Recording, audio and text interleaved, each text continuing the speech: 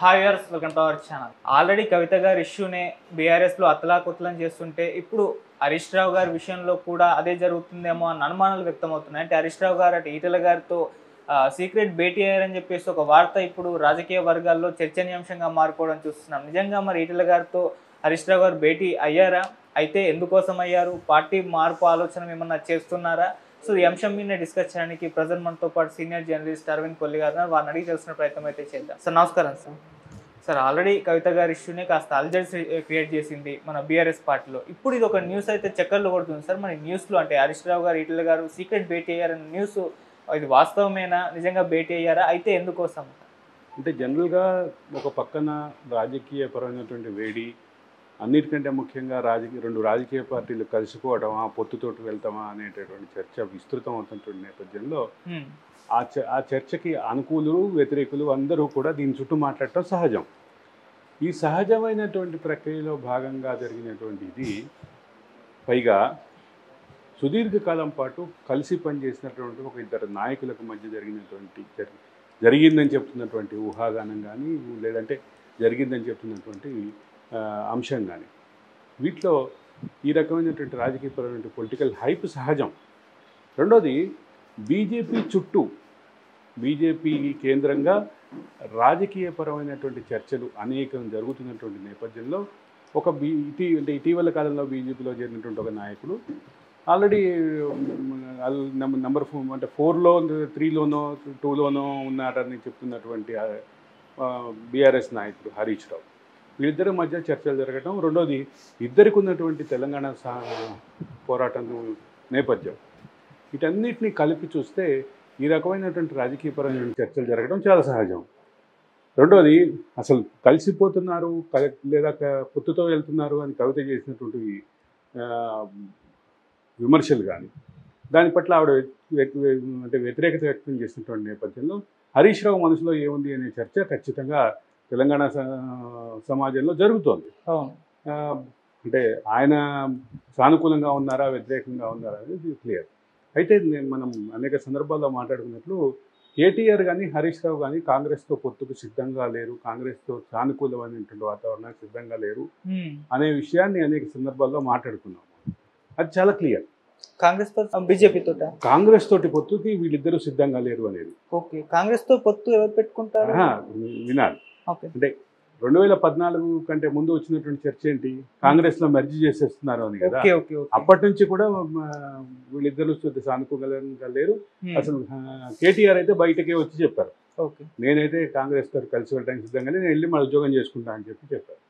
ఇక హరీష్ రావు మనసులో ఏముంది అనేది ప్రస్తావనకు వస్తే, హరీష్ రావు కొంచెం ప్రో బీజేపీ ఉండే అవకాశం ఉంది అనేది ఒక అంచనా జరిగింది. అంటే హరీష్ రావు వ్యక్తిగతంగా తెలిసిన వాళ్ళ నుంచి కొంత, ఆయన ఏవీ కాలేజీలో చదివేటప్పుడు కూడా కొంత ఏబీవీపీ భావజాలానికి దగ్గరగా ఉండేవారు అనేది అంటుంటారు. నాకు తెలిసి ఆ రకమైనటువంటిది ఆల్మోస్ట్ నాకు హరీష్ రావు 35 ఇయర్స్గా నేను చూస్తున్నాను. హరీష్ రావు కాలేజీలో నాకు 2 ఇయర్స్ సీనియర్ కాబట్టి నేను ఆయనకైతే ఆ రకమైన భావజాలం కనిపించలేదు అప్పుడైతే. కానీ ఆ తర్వాత కొంచెం సానుకూలమైన వాతావరణం ఉంది అనేది ఏదైతే చెప్పారో, అంటే ఏదో ఒక సందర్భంలో ఆయన మనసులో మాట కూడా చెప్పారు, బీజేపీ నుంచి పోరాట స్ఫూర్తిని నేర్చుకోవాలి, బీజేపీ నుంచి అధికారం కోసం ఏ రకమైన రాజకీయ మంత్రాంగాలు నేర్పాలి అనేది మనం చూసి నేర్చుకోవాలి. కానీ వీటన్నిటిని మించిన వాడు కేసీఆర్, అందుకే కేసీఆర్ అంటే మాకు పెద్ద నాయకుడు అని చెప్పాడు ఆయన. హోప్ కేసీఆర్ బీజేపీ యంత్రాంగాలు మంత్రాంగాలు అన్నీ చూసి బాగుంటుంది, అది ఒక టార్గెట్ పెట్టుకుని చేస్తారు వాళ్ళు, కానీ వాళ్ళని మించిన వాడు కేసీఆర్ అని చెప్పాడు ఆయన. ఓకే, సో కేసీఆర్ పట్ల బీజేపీ పట్ల ఆయనకున్నటువంటి స్పష్టమైనటువంటి అభిప్రాయం. అయితే ఇక ఈ అంశం చుట్టూ మళ్ళీ మొదటికి వద్దాం. కవిత చేస్తున్నటువంటి ఆరోపణల నేపథ్యంలో బీజేపీకి దగ్గరగా లేదా బీజేపీతో మెర్జర్, ఈ రెండిట్లోనూ కీలకమైనటువంటి పాత్ర పోషించేటటువంటి వ్యక్తిగా హరీష్ రావు ఉండే అవకాశం ఖచ్చితంగా ఉంది. కానీ ఒకవేళ ఈటెలని కలిసి ఉంటే ఏ రకమైనటువంటి డిస్కషన్ జరిగే అవకాశం ఉంది? ఇప్పుడు కలిసి వెళ్ళే క్రమంలో ఆల్రెడీ ఈటెల పాత్ర పట్ల, ఈటెల రాజకీయాల పట్ల ఈటెలకి రాష్ట్ర అధ్యక్ష పదవి ఇవ్వటం పట్ల కొంత విస్తృత చర్చ జరుగుతుంది బీజేపీ తెలంగాణ శాఖలో. ఇంత జరుగుతున్నటువంటి నేపథ్యంలో ఏ రకమైనటువంటి డైరెక్షన్ వెళ్ళవచ్చు. రెండోది, కేసీఆర్ తోటి, కేసీఆర్ ఫ్యామిలీ తోటి అంత స్థాయిలో విభేదించి వచ్చినటువంటి ఈటెల రాజేందర్ అన్నిసార్లు కేసులు పెట్టించుకొని అంత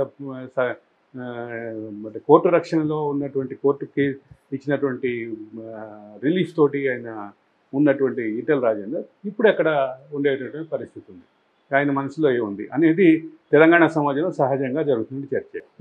ఇటు విలీనానికి కానీ అటు పొత్తుకు కానీ ఈటెల రాజేందర్ ఎట్లా రెస్పాండ్ అయ్యే అవకాశం ఉంది అనేది విస్తృతంగా చర్చ జరుగుతుంది.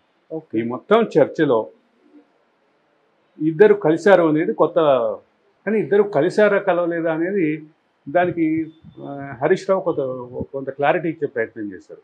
ఆ క్లారిటీ క్రమంలో ఆయన ఏం చెప్పాడంటే, తెలంగాణ ఉద్యమంలో నడిచిన నాటి నుంచి కూడా ఎక్కడ నేను ఏం చేసినా బహిరంగంగా చేశాను, నేనేం చాటుమాట రహస్యాలు ఏం చేయలేదు.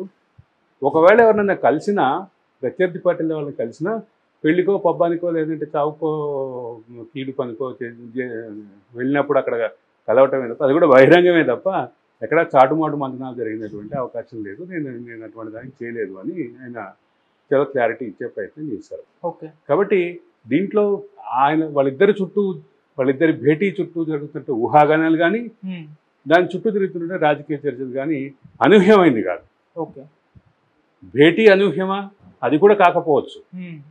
భేటీ కూడా అనూహ్యం కాకపోవచ్చు. ఎందుకంటే రెండు కలిసి పనిచేస్తాయి ప్రచారంగా ఉన్నటువంటి పార్టీల నాయకులకు మధ్య కలవటం, చర్చలు, అదేమి అనూహ్యం కాదు. కానీ చాలా క్లారిటీగా హరీష్ రావు చెప్పారు. కాబట్టి అది నిజాలు ఎట్లున్నా కానీ ఒకటైతే క్లియర్, రెండు పార్టీల ప్రయాణం మొదలుపెట్టే ఉద్దేశం ఉంటే అది పొత్తు కానీ విలీనం కానీ దేనికైనా హరీష్ రావు, ఈటెల రాజేందర్ కీలక పాత్ర పోషించే అవకాశాలు ఖచ్చితంగా ఉన్నాయి. కాబట్టి వాళ్ళిద్దరి మధ్య భేటీ మరొక అంటే అనూహ్య పరిణామం అయితే కాదని చెప్పక తప్పదు. మీరు అన్నట్టు సార్, విలీనానికే వీళ్ళిద్దరు ఒకవేళ భేటీ, ఆ న్యూస్ నిజమైతే భేటీ అయితే ఇంకో న్యూస్ కూడా వేరే వర్షన్ కూడా వినిపిస్తుంది, హరీష్ రావు గారు ఏమన్నా బీజేపీలోకి వెళ్తారు. ఇది కొత్తదేమో కాదు, ముందు నుంచి కూడా హరీష్ రావు బీజేపీలోకి వెళ్తారు అనే మాట చాలా పాత మాట. ఆయన అనేక సందర్భాల్లో ఆ విషయం మీద క్లారిటీకి వచ్చారు. అందులో భాగంగానే ఇందాక చెప్పింది, బీజేపీ ఎత్తుగడలు బాగుంటాయి, బీజేపీ ప్లానింగ్ బాగుంటుంది, ఒక టార్గెట్ పెట్టుకొని దాని చుట్టూ అనేక దళాలను దింపుతుంది బీజేపీ. అందులో భాగంగా ఈడీ, సిబిఐ కూడా ఒక దళం. అంటే అది సానుకూలంగా మాట్లాడుతూ కాస్త చురకలు అంటించారు ఆయన. అట్లా మాట్లాడినటువంటి హరీష్ రావు ఇప్పుడు వచ్చేసి పూర్తిగా విరుద్ధమైనటువంటిది ఏం కాదు. ఆయన బీజేపీని పొగుడుతూ ఆయన ఇంకో మాట అన్నాడు, అంతకంటే చాలా పర్ఫెక్ట్గా పనిచేస్తాడు, చాలా హై టార్గెట్ తోటి పనిచేస్తాడు, చాలా హై క్యాలిక్యులేషన్తో పనిచేస్తాడు కేసీఆర్.